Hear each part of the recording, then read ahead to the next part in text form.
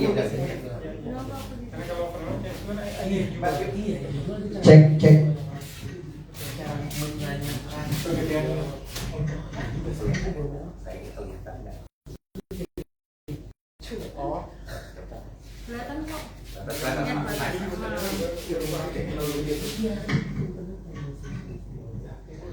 Oke, Bismillahirrahmanirrahim. Assalamualaikum warahmatullahi wabarakatuh.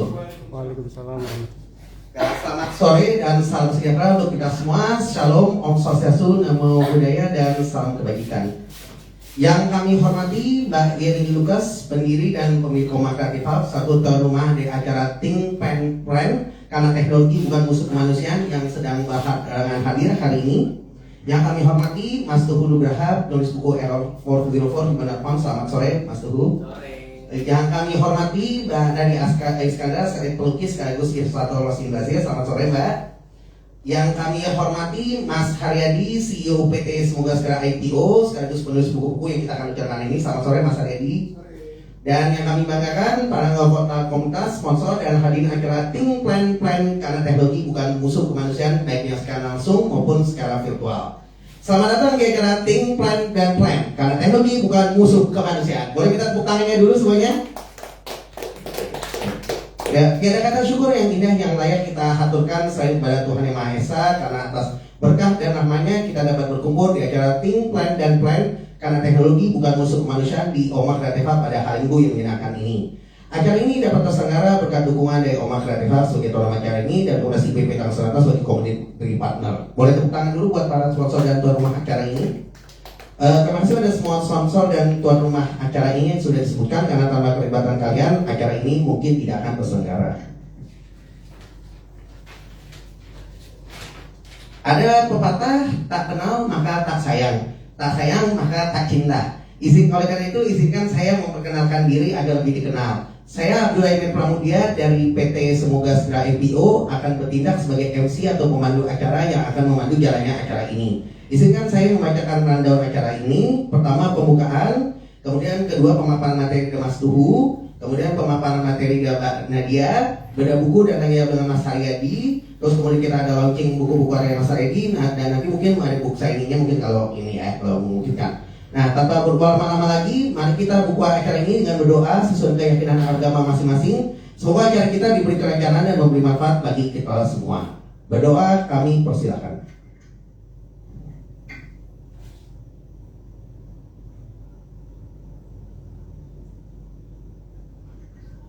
Berdoa selesai. Oke, tanpa menunggu waktu berlama-lama lagi, mari kita lanjut ke acara selanjutnya, yaitu pemberian materi dari Mas Tuhu Nugraha dulu. Selamat sore Mas Tuhu. Apa kabar Mas?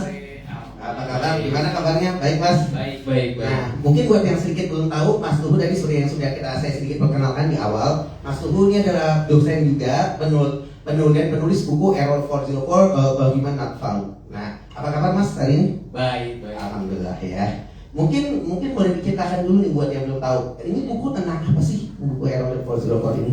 Ya, jadi sebenarnya buku ini kan saya kolaborasi dengan teman saya namanya Astrid, dia adalah life coach. Kalau saya lebih dari sisi teknologi AI. Kebetulan saya bikin namanya Indonesia Applied Digital Economy and Regulatory Network.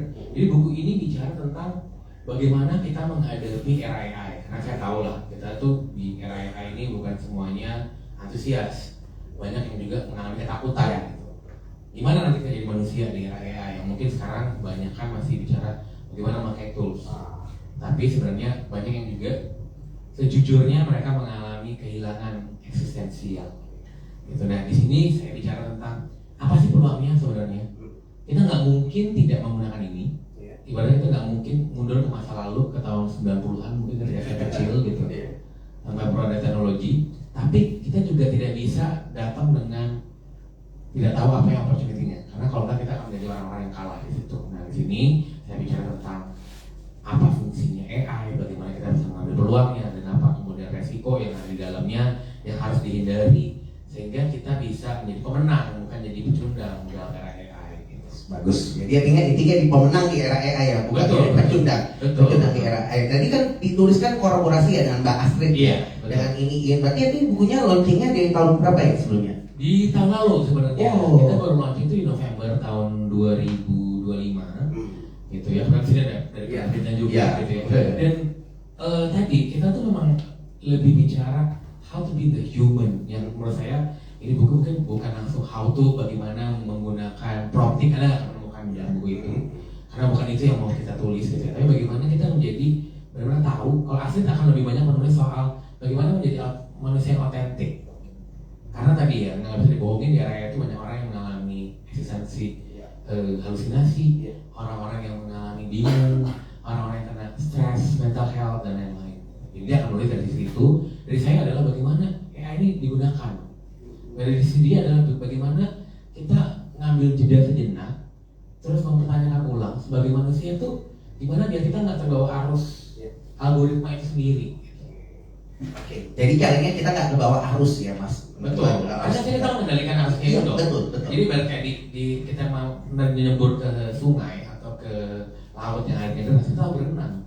Bukan kita terbawa arusnya mati kita. Iya benar. Nanti makanya menjadi krisis eksistensial. Iya, dari eksistensi itu karena tadi kita terbawa terus menerus belajar prompt yang terbaru, belajar AI ada yang baru lagi. Nah kalau mau belajar itu doang, itu tiap hari ada yang baru. Iya benar. Tiap 2 minggu, bahkan mungkin tiap seminggu malah Iya, ada. itu ada yang baru. Dan kita kalau kita hanya panik kayak begitu, yang ada kita drowning, kita tenggelam di dalam itu semua.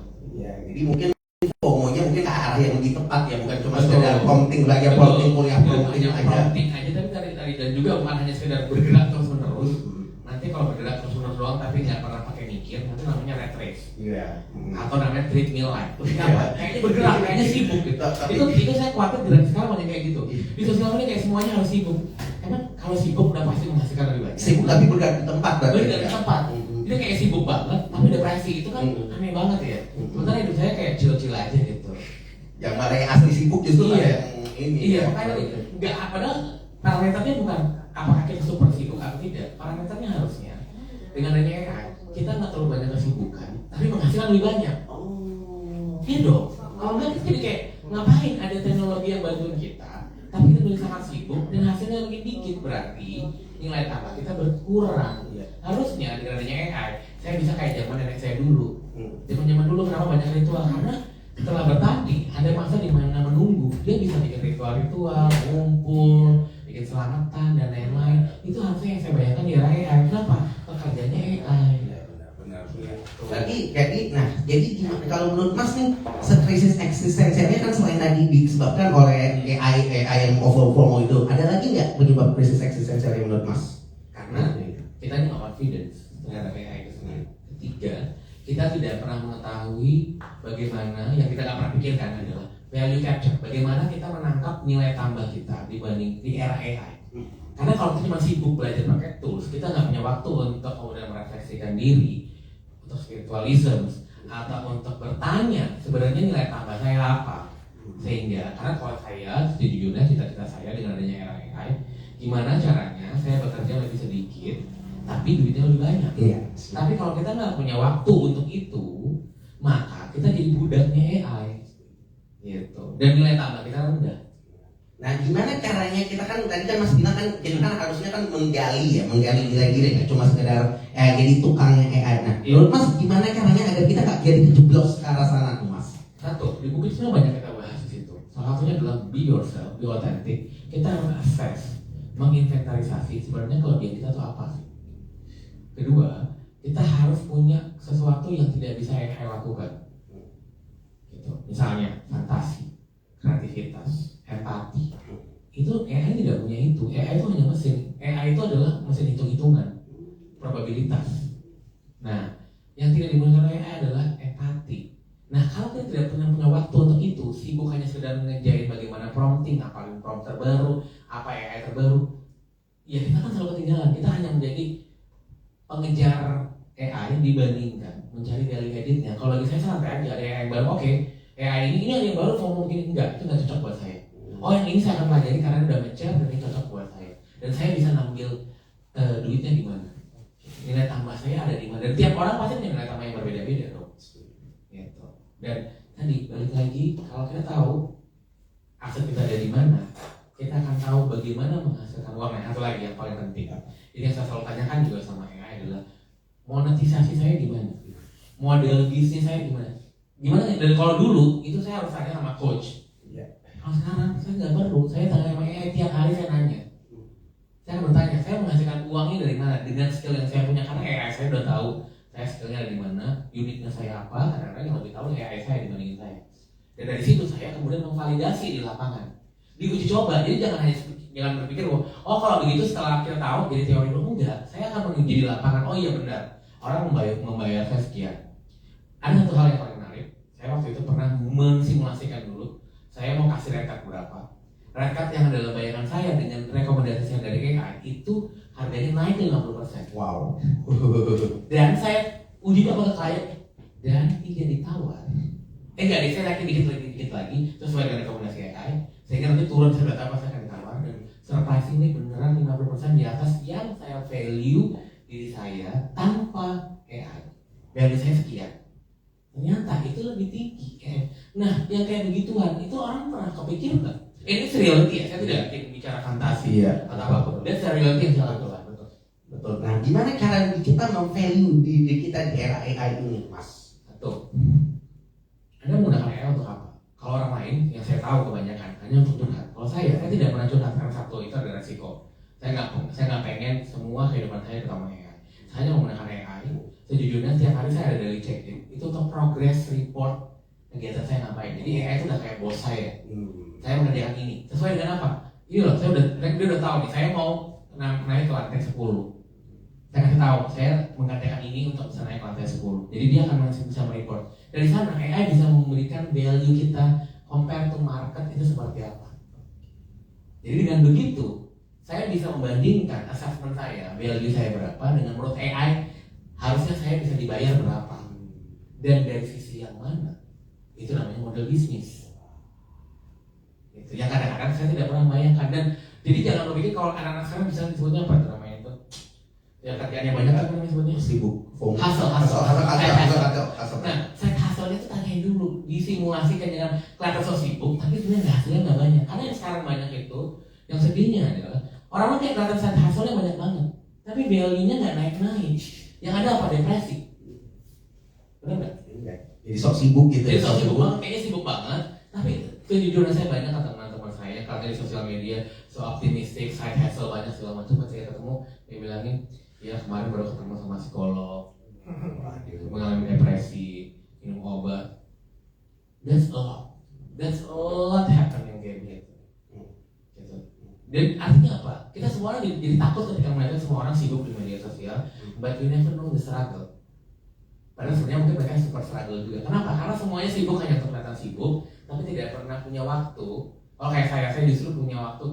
Misalnya bahkan saya akan mengalokasikan setahun sekali, minimal saya akan 2 minggu pergi keluar kota atau keluar negeri. Untuk apa? Yang ngapa-ngapain, saya mau jalan-jalan. Apakah foto-foto? Enggak. Saya cuma duduk di kafe, bisa 3 jam, 4 jam, berpikir, ngeliatin orang, saya mau ngapain lagi, next year buat saya. Oke. Menarik ya. Menarik, ini udah daging banget sih, ini udah bagian dagingnya banget ini langsung dari Mas Tugu ya. Ini buat anak muda sangat bermanfaat sekali ini, betul. Kamu jangan jadiin model curhat doang ya AI ya intinya ya. Iya dong. Ya. Justru AI itu paling value added adalah untuk memahami blind spot saya di mana, kelemahan saya di mana. Misalnya, kelemahan saya adalah selalu berpikir terlalu canggih. Ya udah, AI selalu mengingatkan saya untuk saya membumi. Caranya gimana? Makanya saya cari dari check-in itu untuk itu juga. Oke, jadi coach AI, boleh coach AI juga nggak sih itu? Iya, tapi tentunya tidak akan sama dengan coach manusia ya.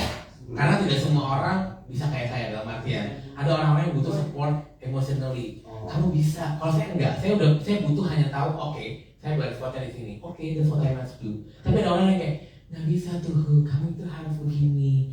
I know you can. Ada orang kayak gitu. Ya, you need a human coach.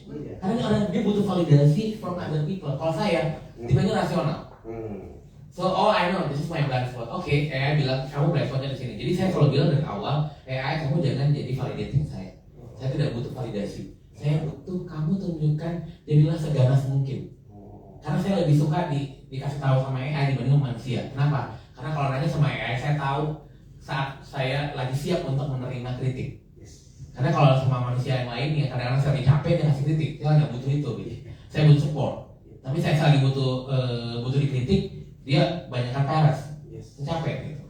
Bener. Itu bagi saya ya. Ya, tapi masing-masing beda ya. Masing-masing beda, Kasih makanya pengertian dulu ya, pengertian dulu. Iya, disclaimer dulu ya. disclaimer-nya adalah tiap orang bisa berbeda-beda. Jadi cara mendeteksi buat setiap orang ini masing-masing gimana nih Mas? Kan beda-beda dari bisa kita bilang. Tadi makanya ada yang punya waktu untuk jeda dari media sosial, duduk, bahkan perlu ada ritual tiap hari gitu ya. Untuk menulis, kalau saya adalah saya menulis bertanya, makanya tadi ke AI itu sekaligus untuk menanyakan progres. Karena sebelum saya daily check-in progress itu, saya merasa juga, kok saya ketinggalan ya dengan orang lain gitu. Saya ketinggalan dengan teman saya lainnya. Kenapa? Karena semua orang masih ada sosial media their best life. Yang kadang-kadang adalah foto masa lalunya dia, atau kadang bilang dia depresi, dia pura-pura bahagia gitu. Dan saya kan nggak tahu. I don't want to judge, tapi itu mempengaruhi saya dan saya nggak pengen dipengaruhi itu. I want to focus to my life. Gitu. Dan caranya adalah dengan itu tadi, dengan merefleksikan itu, saya punya waktu untuk kemudian be clear dengan yang mau saya tuju mau kemana. Misalnya nih, saya mau perginya ke Bandung, teman saya mau ke Surabaya. Terus ngapain saya mikirin ngiri orang yang pergi ke Surabaya? Orang saya pergi ke Bandung kok. Nanti saya jadi ngapain dong ke tujuan saya. Jadi artinya fokus pada tujuan kita sendiri, tidak jangan terlalu terpengaruh sama orang lain. Betul. Jangan terlalu distraksi ya. Benar. Karena sosial media itu membuat kita kadang-kadang terdistraksi. Kita kadang-kadang menjadi lupa. Nah makanya AI saya adalah untuk menjaga yang tadi. Dia menjadi reminder ke saya. Tuh kamu kan mau ke Bandung. Kenapa kamu mikir mau ke sini? Dan kadang-kadang dia ngecek juga. Kalau saya melakukan ini membawa saya pergi ke Bandung apa enggak? Ini rutenya ke Bandung juga enggak? Jadi mereka dengan ke Bandung atau harus fokus lagi baliknya. Iya, kadang-kadang juga ini kayaknya seru juga ya ke Surabaya. Terdistraksi dan jangan sampai yang boleh juga sih cip-cip belok dikit ya masalah, tapi jangan sampai itu tidak yang ikut artinya orang. Jangan sampai nggak tahu jalan pulangnya lagi, jalan pulangnya lagi. Jalan pulangnya. Dan kita udah lupa, ternyata lupa jauh banget. Terus kita bingung lagi, kita harus mulai dari mana? Jadi banyak orang yang seperti itu. Kenapa algoritma media sosial, comparison dengan masyarakat kita yang sangat komunal ini harus kompromi pada society? Tidak salah juga sih. Tapi kadang-kadang kita jadi lupa diri kita sendiri. Terus kita jadi tantrum, kita marah-marah dan kita menyalahkan semua orang lain. Siapapun bisa disalahin gitu ya. Padahal kadang-kadang kita lupa, kita sendiri juga nggak tahu maunya kemana. Terutama di mayoritas anak muda ya, yang rata-rata kan suka ngikut. Jangan kan AI, mungkin influencer juga zaman sekarang juga banyak pengaruh juga ya. Betul. Dan bahkan mungkin influencernya juga terpengaruh influencer yang lainnya. Iya, itu bisa jadi juga belum tentu jalurnya dia. Dan kita makin nggak punya sempat waktu untuk merefleksikan diri. Ingat, generasi yang sebelumnya karena tidak banyak sosial media dan lain-lain, ini punya banyak waktu. Makanya zaman dulu tuh ada liatin duduk di balai-balai, dengerin radio, terus dengerin perkutut. Sebenarnya itu adalah waktunya merefleksikan ya. Ada yang tadarusan. Itu bagian untuk reflecting yourself. Kita sekarang enggak, karena saya lihat keponakan saya aja dikit-dikit, aduh bosen. Kalau nggak ada handphone itu kayak bosen, kayak itu dosa banget gitu. Padahal dulu kalau zaman dulu kita main kelereng, main gatoreng, ada jeda nggak bisa nggak ngapa-ngapain itu udah biasa kan. Kalau sekarang kayak dosa, padahal kita juga butuh itu. Kita ini bukan mesin gitu. Kita butuh waktu untuk kemudian step back dan berpikir, kemudian kita mau ngapain. Oke, jadi step back untuk mau ngapainnya itu kata kuncinya. Iya, dan itu makanya di buku itu salah satunya kita bicara soal itu, bukan harus setiap hari digas terus gitu.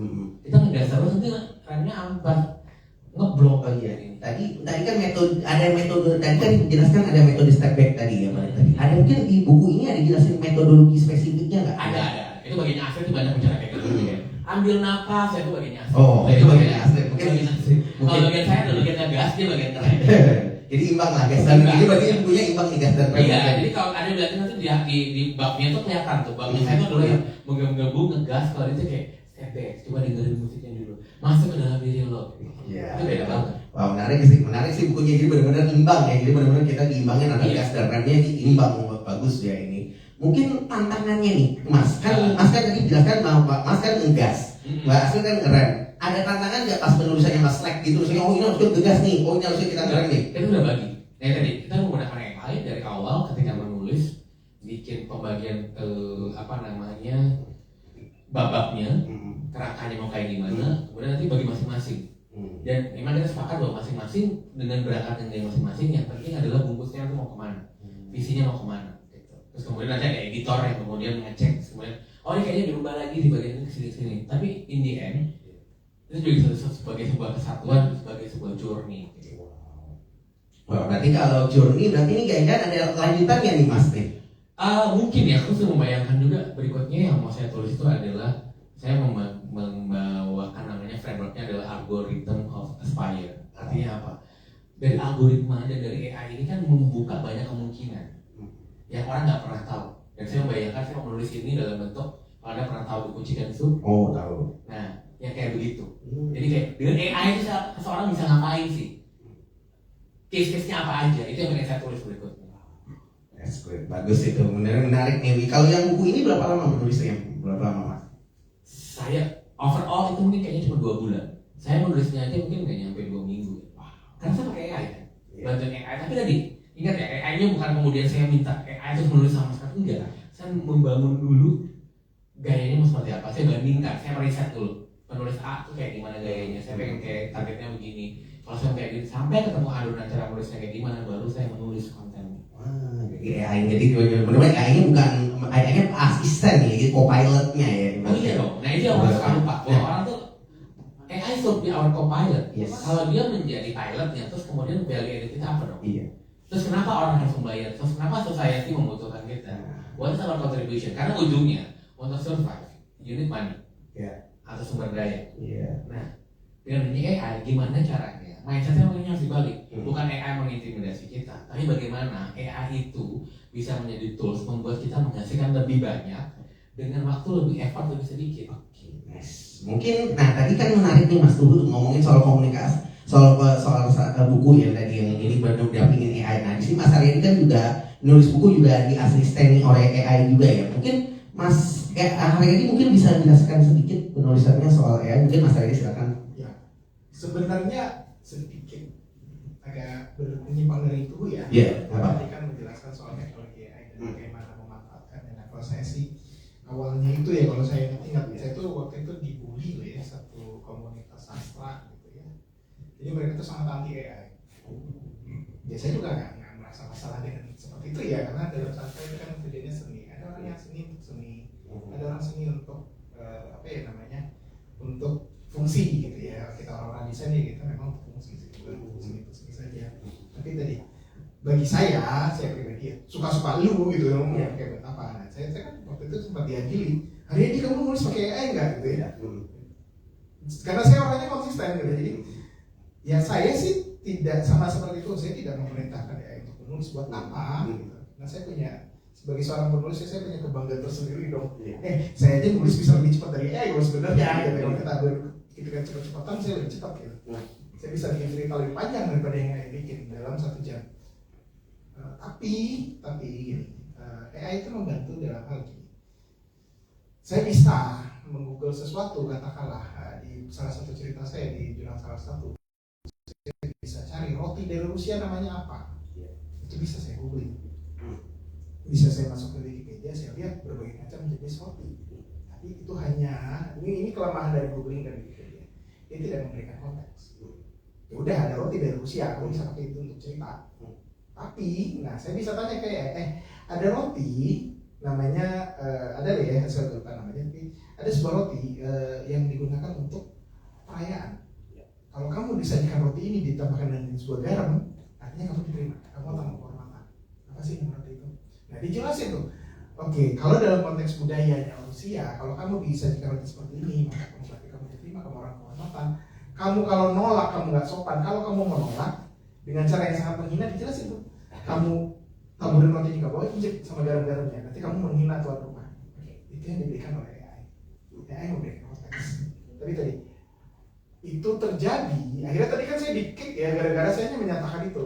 Oh manusia, anak-anak zaman sekarang nggak mungkin untuk dilarang sama sekali pakai AI. Itu ada di sana loh. Kamu pakai googling sekalipun itu ada AI sekarang, ada AI overview.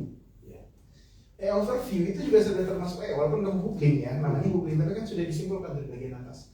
Kesimpulan dari hasil pencarian kamu adalah seperti A, B, C, D, E, G ya, kemudian dikasihlah berbagai link yang kuat.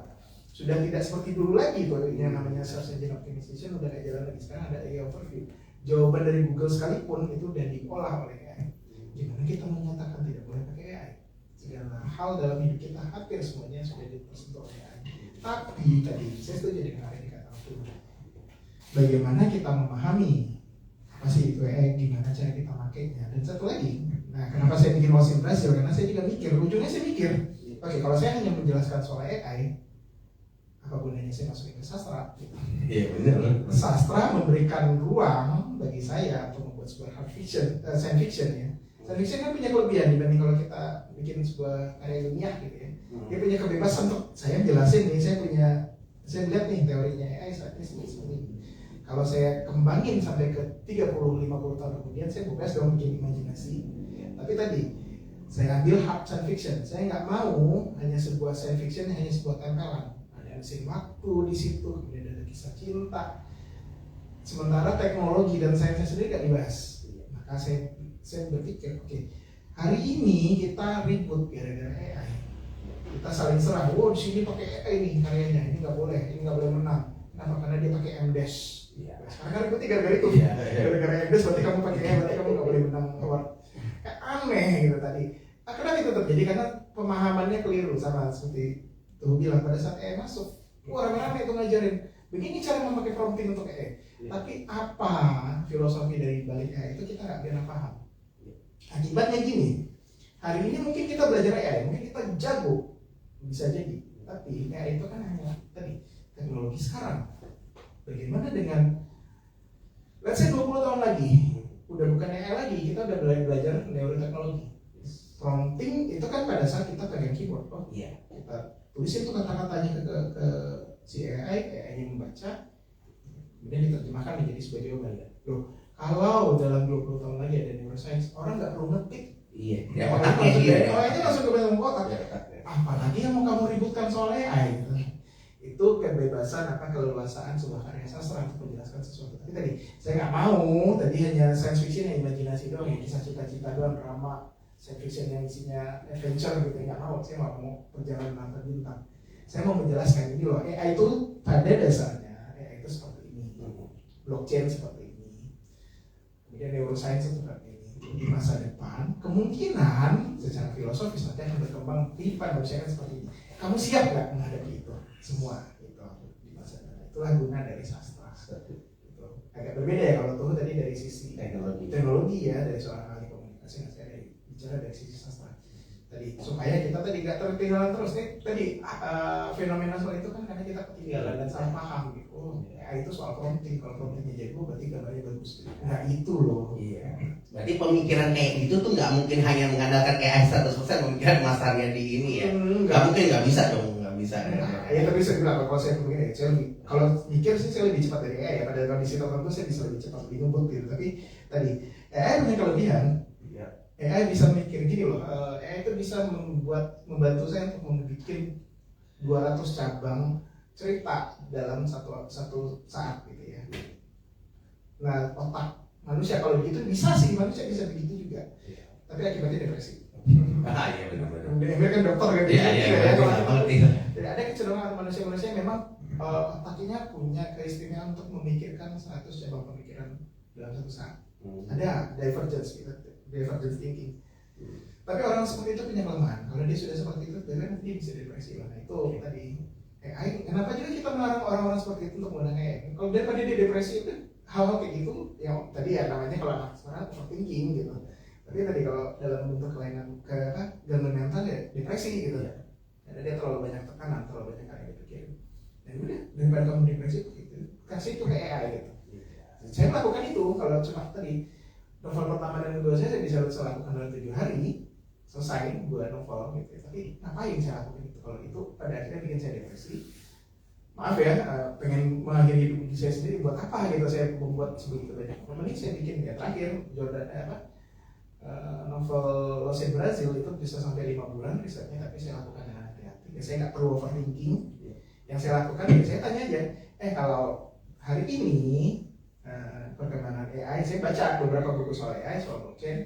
Saya tanya, kalau hari ini perkembangan seperti ini, coba kamu ekstrapolasi sampai 20 tahun ke depan apa yang terjadi? Kayak bisnis analis modelnya. Iya, kira-kira tapi dalam bentuk cerita ya, storytelling kan. Oh nanti storytelling di 20 tahun kemudian akan ada perjalanan ke luar angkasa kalau kemajuannya seperti ini. Gitu loh. Nah, makanya saya bisa nanya, kalau ini yang paling tepat untuk dibikin kali ini. Ini bukan soft science fiction. Kalau soft science fiction tadi ya bicara cinta, bicara filosofi, bicara pertarungan luar angkasa yang nggak pernah kejadian juga, ya nggak masuk akal ya.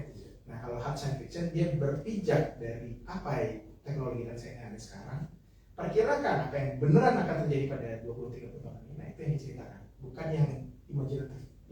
Bagus. Mungkin itu dari segi sastra ya. Nah, di sini pun ada dari segi lukisan ya. Ya, karena kan banyak ya turunan dari ilmu itu kan ya tadi itu ya, ilmu komunikasi, ada sastra, nah sekarang ada ilustratornya novel kita. Nah, ilustratornya dari segi pelukis, nah dari lukisan nih. Mungkin dari lukisan di era sekarang nih, Mbak. Kan sekarang kan ada lukisan kan kita tahu udah berhasil-hasilin lukisannya banyak juga dihasilkan oleh AI ini. Nah, gimana caranya sebagai kita, sebagai manusia yang pelukis bisa bersaing dengan lukisan yang hasilnya AI yang lebih cepat itu?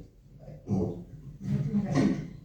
Kalau menurut saya kami sebagai pelukis, kalau saya mewakili kawan-kawan pelukis atau penggemar melukis lainnya, itu seharusnya tidak menjadi hambatan dan tidak menjadi persaingan atau tidak menjadi sumber, karena itu suatu hal yang betul-betul masing-masing, dan orang start melakukan sesuatu tentu belajar. Pada waktu belajar tentu dia belajar dari guru atau dari apapun yang sudah ada. Jadi AI itu kenapa tidak menjadi pembelajaran, tapi bukan berarti bahwa kita harus, kalau kita mau meniru itu silahkan, karena itu pilihan. Tapi kalau seandainya itu menjadi sesuatu yang jadi patokan atau jadi tolak ukur ya untuk satu penilaian, itu tidak bisa dilakukan karena masing-masing orang punya kebutuhan. Kalau seperti saya melukis, itu satu kebutuhan saya untuk mengekspresikan seperti itu. Kalaupun saya melakukan sesuatu yang dari teknis yang salah, saya memang salah dan tidak tahu, dan saya harus menanggung itu dari ungkapan atau penilaian orang lain.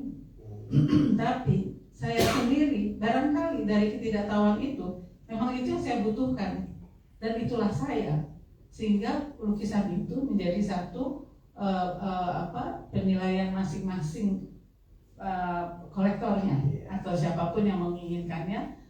Kita bisa lihat lukisan itu aneh banget sih, kok dia mau beli sih, ada siapa ya, atau dia siapa ya, atau apa, itu pun sangat bebas.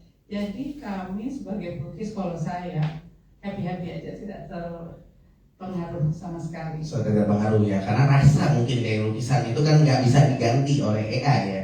Mungkin kalau bagus aja mungkin AI bisa, tapi kalau rasa kan susah ya. Betul. Rasa kan subjektif juga, dan buat itu kan subjektivitas manusia, tidak buat kita jadi manusia gitu ya kalau saya bilang ya. Jadi bisa juga orang suka lukisannya karena suka sama saya, karena saya, oh ini adik saya, oh ini guru saya, oh ini orang yang saya suka karena dia ini itu, atau wah ini dia apa. Jadi seperti itu juga bisa subjektif. Ya bisa jadi fans clubnya juga, mungkin fans udah ngikutin karyanya, kayak mungkin juga sama ya kalau lagu juga, atau mungkin film, atau mungkin itu kan ada yang ngikut sutradaranya atau penyanyinya, kayak apapun yang nyanyiin ya kita beli gitu atau kita tonton gitu.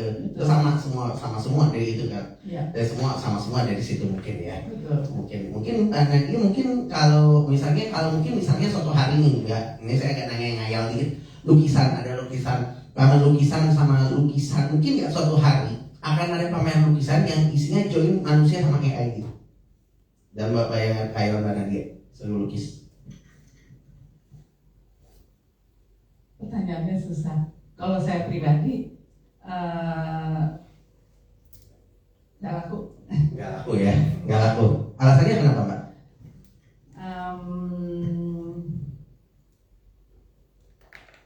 Subjektif banget. Karena sama aja saya mau melukis, melukis bersama AI. Sama aja saya melukis bersama orang lain. Jadi itu bebannya jadi dua. Orang harus suka AI dan suka saya, atau orang suka orang itu atau suka saya. Jadi itu sesuatu.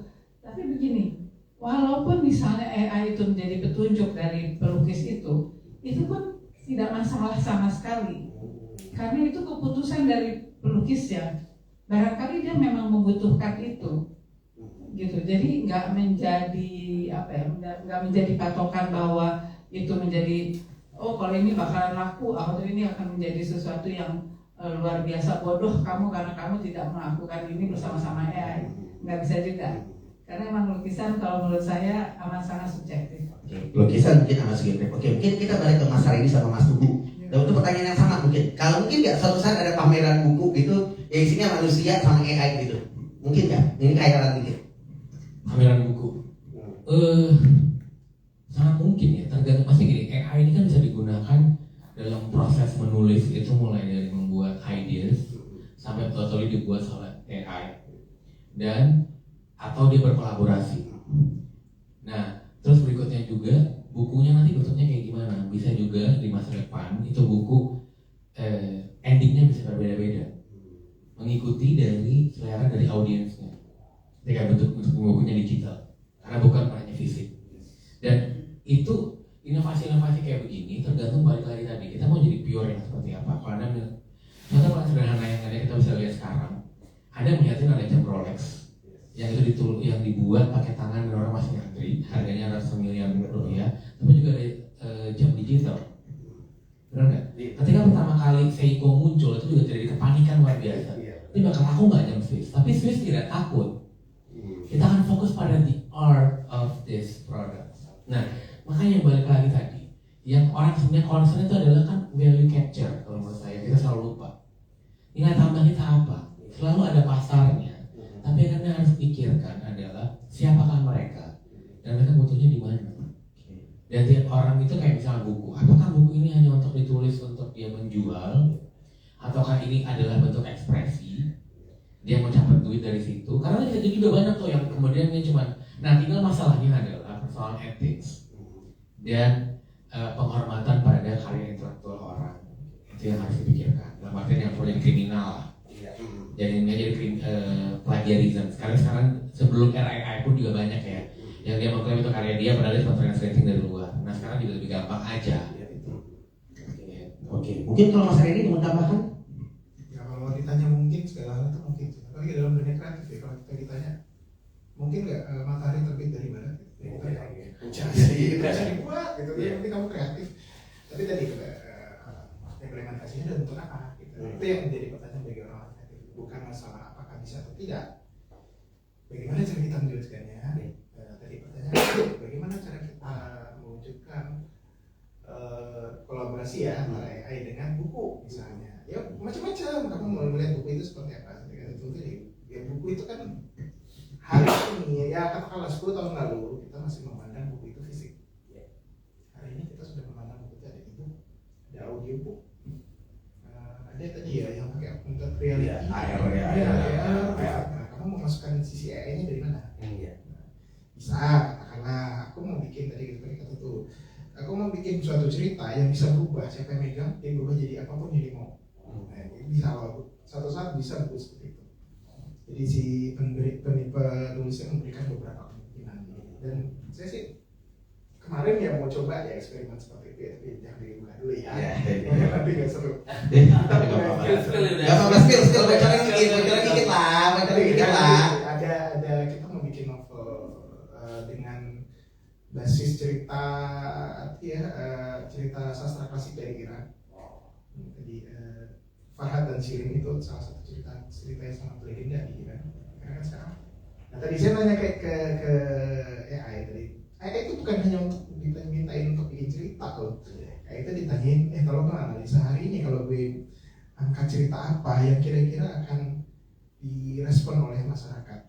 Perhatikan apa yang terjadi hari ini. Nah, dia memberikan saran, lu angkat deh cerita soal Iran. Kenapa? Iran lagi heboh tuh. Orang pengen tahu soal Iran tuh apa sih yang udah 46 tahun pengen diboikot oleh IAC. Kita nggak tahu. Kita pikir orang Iran itu ya tadi pakai cadar, jubah hitam gitu. Nah itu Afghanistan. Iran beda loh ternyata. Nah Iran itu ternyata ada kisah cinta. Jadi yang sangat romantis. Iran itu ternyata penghasil engineer nomor 1. Tahu nggak? Tingkat S2 dan S3 tinggi. jauh lebih tinggi daripada USA. Bahkan IQ-nya rata-ratanya juga beratnya besar kalau masalah saya baca. Bangsa pintar sebenarnya. Boleh bilang itu maaf ya, ini bukan berarti saya antisemitis, tapi orang Yahudi katanya pintar ya, orang Iran juga pintar kok. Sama gitu. Ya masalahnya kadang-kadang diboikot saja secara bukan berarti saya bela-belain Yahudi enggak. Tapi tadi kejelian kita ada loh sesuatu cerita ya. Kita kan bosan ya dengar cerita Hollywood, dengar cerita dari Jepang ya, kalau belakangan Korea-Koreaan gitu ya. Ya boleh dong sekali-sekali kita bikin sesuatu yang bikin kaget, tapi kagetnya itu relevan. Nah, kita tanya ke AI yang tahu. Kalau kamu boleh sih kamu mau menganalisa satu persatu cerita apa ya kira-kira akan potensial, tapi kamu akan jadi editor gitu, kamu jadi redaksi, bukan jadi penulis lah. Jadi penulis ya kamu juga ya tanyain kira-kira kalau gue nulis ini chance dia akan menjadi meledak dan menjadikan orang besar, itu bisa dipakai MC itu. Nah tadi di cerita itu nanti kita memberikan kebebasan kepada si pembaca, kamu mau ending yang seperti apa. Oke, kita kira ya, jangan dibocorin. Jangan dibocorin ya, jangan. Tunggu ya. Nanti sebelum proyek berikutnya ya nanti ya. Oke. Dia masih Oke. itu ide gue loh gitu. Jangan dulu ya, jangan di skip, kita nggak akan saya kejar ini. Mungkin Mas Tuhut terakhir Mas, mungkin kan sekarang kan Mas kan dosen di salah satu institut komunikasi Mas. Di era AI Mas, tips berkomunikasi kita gimana harusnya? Oke, itu berkomunikasi satu.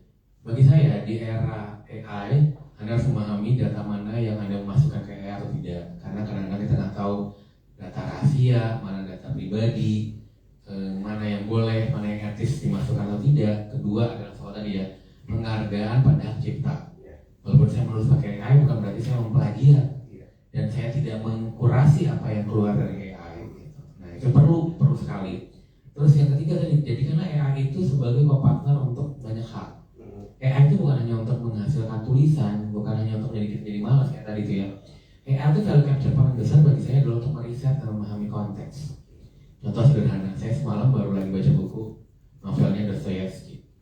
Dari novelnya dia, saya memahami kenapa nama Rusia yang disebutkan di dalam suratnya dengan menyebut nama dirinya berbeda. Saya memahami konteksnya. Dan dari sana saya belajar terjadinya soal perbedaan Eropa di abad pertengahan, kenapa Rusia berbeda dengan di Amerika, dengan Inggris dan Prancis dan yang lain. Itu nggak banyak orang yang masuk ke dalam situ. Dan itu penting untuk apa? AI satu lagi yang paling penting. AI itu adalah mirroring ours. Jadi dia kayak asisten pribadi kita. Semakin dia di-train, tergantung di-train jadi apa. Dan saya mau dia itu harus menjadi asisten yang paling pintar. Sehingga ketika saya membutuh sesuatu, semua knowledge ada di sana. My value system udah dikompres sama dia. Bisa jadi PPT, dia jadi buku, dia jadi tulisan, jadi key message ketika saya harus diwawancara. Saya tiba-tiba mau diwawancara media 5 menit sebelumnya saya tanya dulu. That's what I call productivity. Wow, jadi bisa turunannya bisa banyak ya produknya ya. Iya dong. Jadi jangan pikir bahwa AI hanya untuk menjadi cheating menuliskan tugas. Iya atau ulangan aja. Ya itu makanya Anda menjadi makin tidak punya nilai tambah. Anda harusnya, kalau saya juga nggak kuat nih matematika. Saya jadi belajar. Kalau saya guru saya nggak bisa ngajarin, saya minta AI untuk ngajarin. Kenapa keluarnya begitu? Rumusnya itu munculnya gimana? Karena itu fundamental yang lebih penting dibandingkan saya dapat nilai 9. Iya. Betul. Saya nggak butuh itu lagi. Saya baca novel itu sekarang jadi begitu. Kalau dulu saya terpehek-mehek dengan cerita. Sekarang jadi belajar. Oh sejarahnya begini. Kenapa Dostoyevsky nulisnya begitu? Kenapa dia begitu? Apa situasi politik di saat itu? Kemudian apa yang bisa saya lihat di sekarang? Saya bisa menghasilkan uang dari mana? Kalau sekarang tak saya ada duit. Ya betul. Nice. Makasih Mas Tuhul, luar biasa. Tepuk tangan dulu boleh buat Mas Tuhul nih. Luar biasa paparannya nih. Mungkin kita ke berikutnya ke Mbak Nadia dulu ya Mbak Nadia ya. Oke. Selamat sore Mbak Nadia ya. Selamat sore Mbak. Mungkin kita tadi kan sedikit udah bicara soal AI ya dari modal di lukisan ya. Mungkin kita lebih ke bahas yang lebih nyantai dulu aja ya soal lukisan Mbak ya. Mungkin pertama kali kapan sih Mbak mulai melukis Mbak? Saya melukis di tahun 2001. Wow. Tapi saya background saya sebenarnya bukan melukis. Backgroundnya apa sebelumnya? Engineering. Engineering. Engineering Electrical. engineering. Jadi ada startnya itu ada satu kebutuhan buat saya mengekspresikan suatu perasaan. Saya pikir itu. Jadi bukan saya ingin cara-cara lo kan kayak orang enggak. Benar-benar mau ekspresi ya. Saya nggak tahu mau ekspresi apa. Kayaknya si melukisnya gitu. Ingat gak lukisan pertamanya apa? Ingat. Apa? Waktu itu tentang situasi rumah. Wow. Jadi kayak bukan interiornya tapi di mana posisi saya berada, di mana angin itu masuk dari jendela, di mana saya bisa berjalan menuju ke satu tempat lalu saya bisa turun ke area bawah, dan di mana sore dan jam itu adalah jam 3 sore yang buat saya menjadi sesuatu yang kembali kepada diri saya. Itu bukan merefleksikan, tapi yang saya nggak bisa lepas adalah saya memikirkan diri saya berada di posisi di tempat itu, bukan saya bikin, tapi itu datang dengan sendirinya, terasa seperti itu. Titik mulai. Wah, titik mulainya ya di lukisan rumah itu. Mungkin lukisan masterpiece-nya apa nih, Mbak? Yang paling masterpiece banget menurut Mbak? Saya nggak pernah merasa punya masterpiece karena setiap lukisan saya itu buat saya masterpiece. Karena ada satu kebutuhan tertentu tersendiri dan unik dan tidak menjadi satu patokan saya bahwa saya harus melakukan warna ini atau gerak bentuk ini atau mengekspresikan supaya orang kesannya mungkin nggak ada. Jadi semua itu muncul betul-betul saat itu, jam itu, perasaan saya.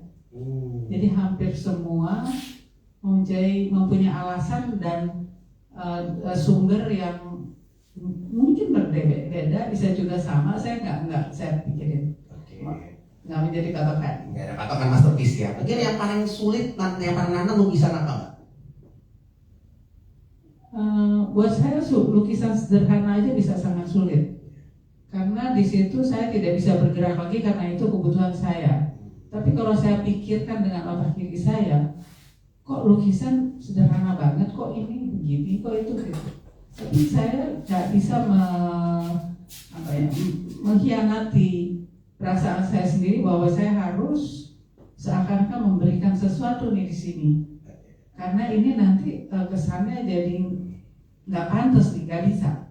Nah itu berantemnya saya di dalam diri saya di situ. Di situ nggak tahu khas, tapi itu sesuatu yang bisa saya pertanggungjawabkan kenapa saya melakukan sesuatu mungkin dalam pandangan orang jelek dan tidak pantas, tapi menurut saya punya alasan. Mungkin yang apa tantangan Mbak selama dalam melukis ini kan udah lama 25 tahunan lah ya. Apa yang Mbak tantangannya Mbak dalam melukis itu mengekspresikannya apa, Pak? Karena saya orang teknik, jadi saya selalu rasanya punya tanggung jawab setiap ada sebab akibat. Semua itu yang tantangan buat saya. Jadi pada waktu saya melakukan satu pekerjaan, karena based on rumus atau alasan atau apapun yang saya harus bertanggung jawab, kan kalau yang ini enggak. Jadi kayak sebenarnya ada dua sisi buat saya. Berarti ini segera sisi, berarti melepaskan pandangan asbab akibatnya itu ya, yang lebih objektifnya lebih ke ininya, ke seninya gitu. Betul. Jadi mungkin saya bisa kategorikan itu sebagai katarsis. Pelepasan dari jiwa saya sendiri, entah saya lagi senang, saya lagi sedih, saya lagi marah. Alhamdulillah orang bisa bilang lo lagi marah gitu, atau lo lagi happy banget, lo lagi jatuh cinta. Ya kayak gitu-gitu tuh bisa orang ngebaca gitu. Itu yang saya jadi target saya di situ. Berarti ini ekspresionis dong Mbak alirannya, berarti cenderung ekspresionis. Lebih banyak kepada ekspresionis, walaupun saya juga melakukan seperti yang realis gitu, tapi tidak bisa dimungkiri di belakang atau sebagai pelengkapnya. Akhirnya ekspresionis itu tetap ada, campur ya. Berarti ini udah sering ikut pameran juga udah banyak ya, berarti ya Mbak ya? Pameran banyak banget. Terakhir luar negeri Pak, dalam negeri atau di mana Pak? Pameran saya banyak banget di Jakarta dan di berbagai kota lain. Dan terakhir saya pameran di Korea, mungkin kalau saya 2 tahun lalu, itu pun ngirim lukisan aja sih. Kemudian ada juga lukisan saya dibawa ke India juga. Tapi kalau yang di Jakarta, di Bandung, di berbagai kota sepanjang Pulau Jawa ini, itu aja sih. Dengar-dengar katanya nih Mbak, lukisannya katanya dibeli adiknya Pak Ahok nih Mbak. Nih gue denger nih Mbak. Itu ada ceritanya nggak Mbak? Kok bisa adiknya Pak Ahok tertarik buat beli lukisan ini Mbak? Kan saya pameran waktu itu diberi kesempatan, jadi kita ada komunitas, kemudian kita sebagai pengurus biasanya diprioritaskan untuk saya ajak gitu untuk sama-sama, karena kita bisa cuma 6 orang. Kemudian saya kebetulan dekat dengan secara bisnis, ada urusannya sama Ade Ahok di situ.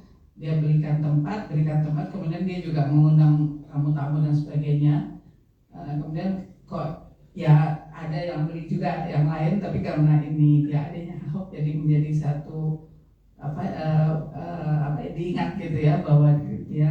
Kemudian lucunya dia bilang dia panggil anaknya juga hari berikutnya dia panggil anaknya satu lagi juga untuk melihat, dia timbang dan sebagainya, dia tawar dan sebagainya. Terus akhirnya dia bilang ini pertama kali saya beli lukisan dan di rumah saya nggak pernah saya spend uang untuk lukisan, tapi saya pikir saya harus beli ini. Dia bilang ya buat saya, kita melihat sosok Ahoknya, tapi kita juga kenal secara pribadi dengan adiknya. Buat saya saya dibeli sama siapa aja sebetulnya sedih. Kenapa? Karena saya mesti berpisah dengan lukisan saya. Selalu saya sedih. Kemudian saya coba mendekat kepada yang beli, kemudian saya juga bolehkan kapan-kapan saya tengok, dan itu kayak saya tiba-tiba orang. Jiwanya ya, kadang-kadang jiwanya dibawa orang. Betul. Jadi foto-foto karena saya lihat-lihat gitu. Tapi di sini satu sisi ada rasa gini, waduh ini orang terkenal Ahok, waduh ini adiknya dia juga sebagai pebisnis luar biasa. Dan saya senangnya dia ngakuin bahwa dia pertama kali beli dan sebagainya. Dan lucu ya, terakhirnya dia minta untuk dicicil dalam waktu sebulan, setahun, 12 bulan atau akhirnya jadi 10 bulan. Dia bilang nanti sekretaris saya akan kirim. Karena saya belum pernah beli lukisan itu, memang beberapa puluh juta, tapi bukan berarti lukisan tuh ada yang miliar, ada yang ratusan juta. Jadi beberapa puluh juta itu menjadi satu hal yang sebenarnya bukan jadi ukuran. 5 juta atau kita memberikan juga menjadi tetap aja berharga sebetulnya. Tapi saya ngerti orang berpikir dari sisi kirinya, dari sisi kanannya ia kepingin memiliki. Ada di otak kanannya, di otak kirinya begitu. Itu satu penghargaan buat saya dan satu experience buat saya, pengalaman yang satu perjuangan orang untuk mendapatkan sesuatu yang dia harus bertanggungjawabkan. Menarik. Jadi artinya memang titik game changingnya salah satunya mungkin itu ya kali, momentum itu kali Bu Mbak ya. Itu menjadi game changing untuk diri saya sendiri. Gitu. Lukisan saya pernah pameran tunggal dan akhirnya juga laku lah sampai beberapa belas lukisan. Waktu itu kalau nggak salah 14 lukisan buat pada waktu itu yang menjadi satu hal yang mesti disebarluaskan, kata yang mengkomporin saya untuk membuat pameran itu. Dia bilang kita mesti sebarin supaya yang lain semangat, karena waktu itu awal berakhirnya COVID gitu. Jadi itu buat saya satu pengakuan saya manusia normal, ada rasa tidak percaya diri itu pasti ada berapa persennya. Nah buat saya itu sebagai satu saya noyor diri saya, pede lo lihat deh turun gitu, kira-kira gitu. Iya, lumayan bagus ya. Berarti artinya mungkin itu salah satu tadi titik balik yang seperti kita bilang ya. Mungkin kalau kedepannya mau lukis apa sih Mbak? Saya kedepannya mau melukis apapun yang saya pilih. Jadi saya nggak bisa punya tujuan. Jadi panggilan lukisan itu betul-betul saya bisa berada di pinggir kereta, kemudian saya ada kesempatan itu saya melukis. Saya bisa habis tahajud saya langsung melukis. Saya bisa juga saya ada berada di mana bisa aja melukis. Bisa juga saya mau melukis dan tidak bisa apa-apa gitu. Jadi gimana ya? Tapi panggilan jiwanya mungkin, panggilan jiwa atau buat meditasi juga mungkin ada sebagian juga lukisnya semuanya. Betul sekali.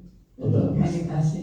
Berarti mungkin itu sesuatu hal yang nggak bisa dilakukan AI, karena kan AI kan mungkin hanya bisa ngasih semua, tapi kan dia nggak bisa merasa begitu ya tadi ya. Kalau seandainya saya pun misalnya menggunakan AI, saya ngerasa kayak punya teman ngusulin sesuatu, ya saya nggak bakal marah sama tuh teman, karena saya yang nanya. Jadi kemudian saya ikutin apa enggak itu terserah kebutuhan saya gitu. Iya benar. Jadi nggak menjadi ancaman, nggak menjadi sesuatu yang bisa juga menjadi suatu kreasi, menjadi pemikiran saya untuk berkreativitas. Tapi tetap saya harus jujur. Kalau saya pribadi, saya harus jujur betul-betul di dalam diri saya, itulah ungkapan lukisan saya. Jadi nggak pernah sih saya melukis Saya pernah diajarin sama seorang guru yang cukup terkenal, tapi saya hanya datang beberapa kali. Setelah saya lihat dia ingin sekali saya membuat lukisan seperti apa yang dia sampaikan. Saya pikir saya nggak terusin.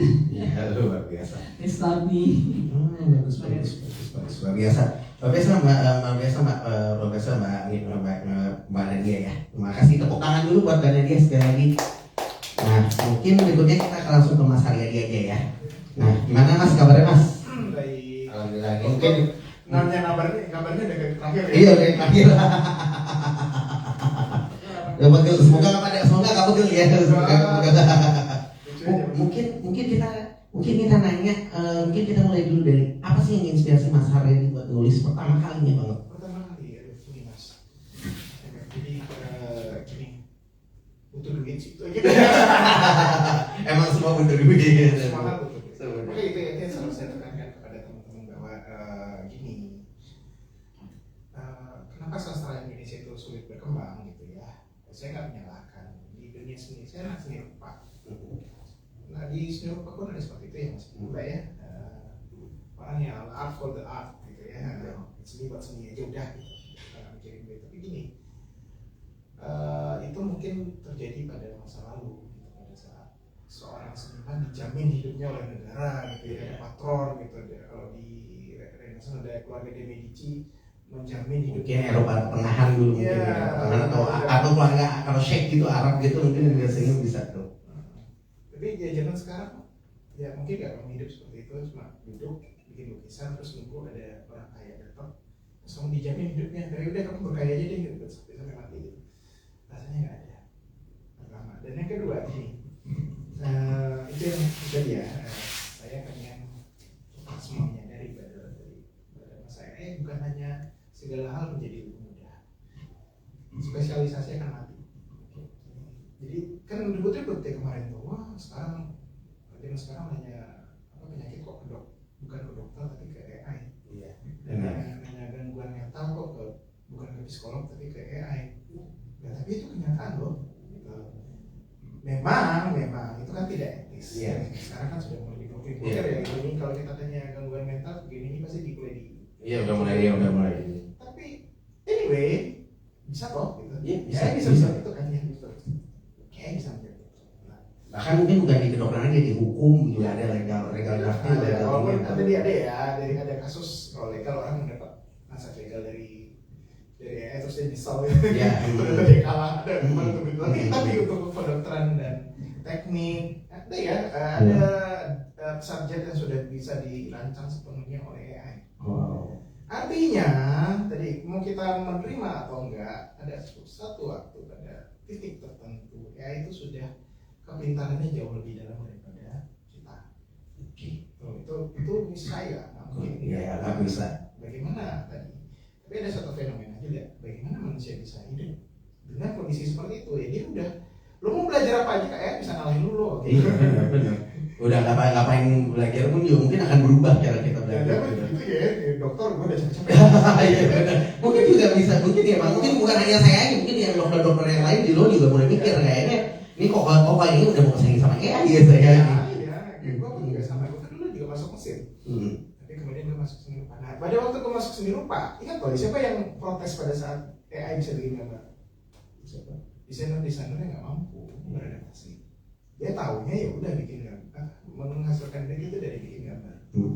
Nah, pada saat itulah saya mulai berpikir bahwa manusia dengan perkembangan teknologi yang pada saat ini yang bisa bertahan adalah yang bisa merangkai itu semua. AI bisa begitu dalamnya kalau ditanya soal kedokteran, AI bisa begitu mendalamnya ditanya soal psikologi, bisa begitu mendalamnya ditanya soal sejarah, lebih kalah loh ahli sejarah manusia itu kalau ditanya ke AI. Tapi tadi AI nggak punya kemampuan untuk merangkai semuanya sekaligus. Nah, jadi kenapa saya memutuskan enak lo kerja sama Mbak. Nah dia kenapa? Karena dia engineer bro.